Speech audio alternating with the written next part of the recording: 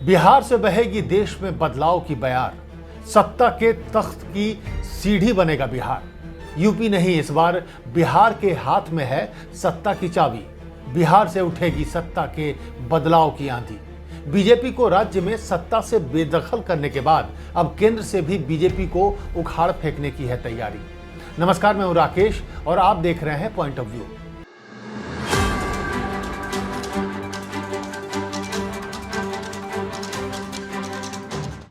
हमेशा कहा जाता है कि 80 लोकसभा सीट वाला यूपी जिसके साथ होता है, सत्ता की चाबी उसी के पास होती है। लेकिन 2024 में ये बात बदल जाएगी। इस बार यूपी नहीं, बिहार के पास होगी सत्ता की चाबी। योगी नहीं, नीतीश पहनेंगे किंग मेकर का ताज और हो सकता है बिहार का ये चाणक्य बन जाएगा देश का पहला बिहारी प्रधानमंत्री। आप सोच रहे होंगे कि हम दिन में सपना देख रहे हैं क्या, लेकिन ऐसा नहीं है। याद कीजिए बिहार के शिक्षा मंत्री चंद्रशेखर का बयान, जिसमें उन्होंने रामचरितमानस को दलित और महिला विरोधी बताया था।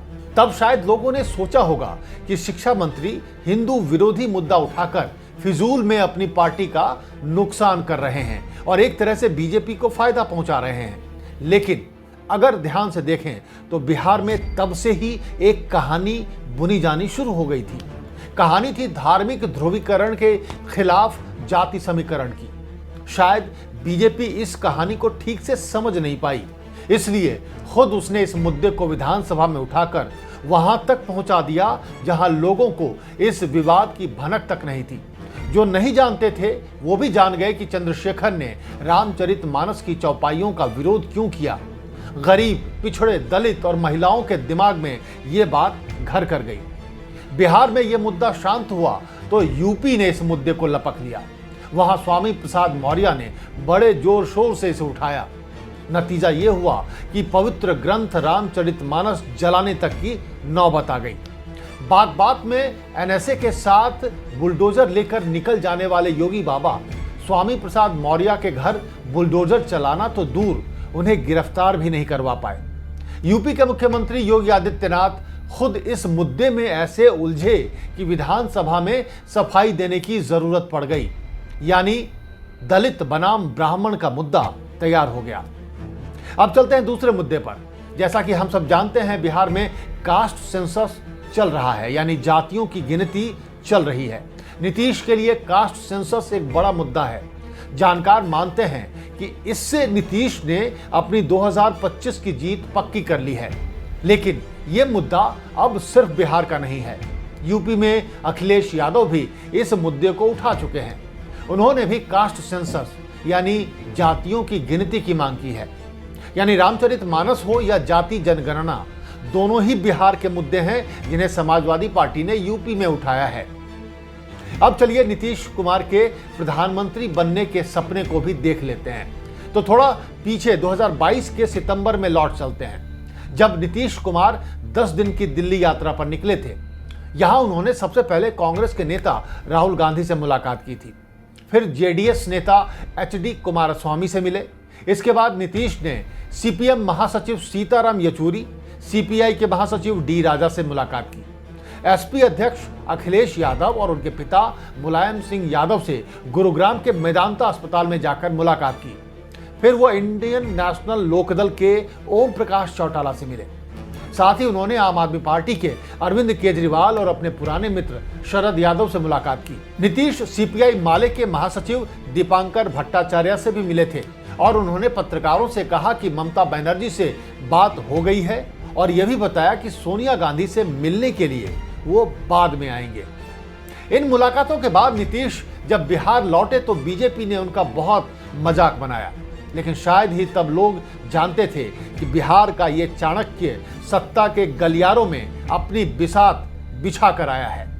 याद कीजिए 26 फरवरी की पूर्णिया रैली को, जिसमें नीतीश कुमार ने कहा था कि सब तैयारी पूरी है, बस कांग्रेस के जवाब का इंतजार है।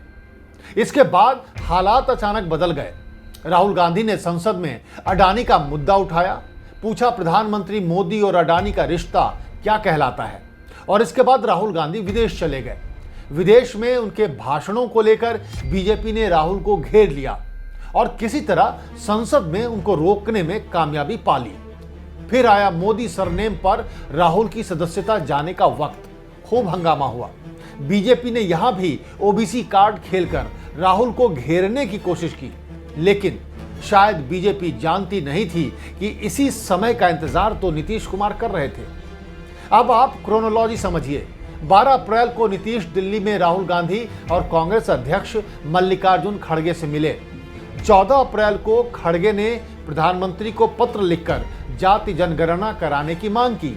15 अप्रैल को कर्नाटक के कोलार में राहुल गांधी ने प्रधानमंत्री को चुनौती दी कि अगर वो खुद को ओबीसी का हितैषी मानते हैं तो 2011 के जाति जनगणना के आंकड़े सार्वजनिक करें।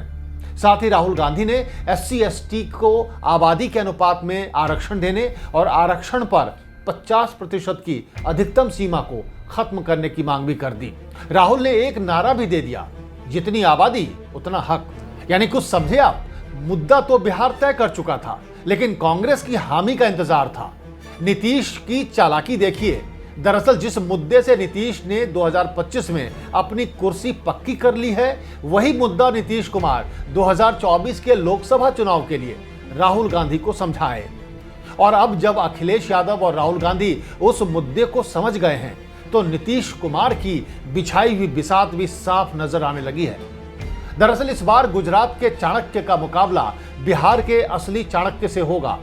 यानी मुद्दे से लेकर नेता तक सब बिहार का होगा। और अगर सब ठीक रहा तो हो सकता है नीतीश यूपीए के संयोजक नहीं, देश के प्रधानमंत्री की कुर्सी के हकदार भी साबित हो जाएं। और अगर ऐसा हुआ तो 2024 में बिहार से बीजेपी को लोकसभा में 40 सीट में से एक भी सीट पाने के लाले पड़ जाएंगे। अगर आपको भी लगता है कि बीजेपी के चाणक्य अमित शाह का मुकाबला बिहार के असली चाणक्य नीतीश कुमार से है, तो हमें कमेंट कर जरूर बताएं। और हाँ, चैनल को सब्सक्राइब और लाइक करना ना भूलें। नमस्कार।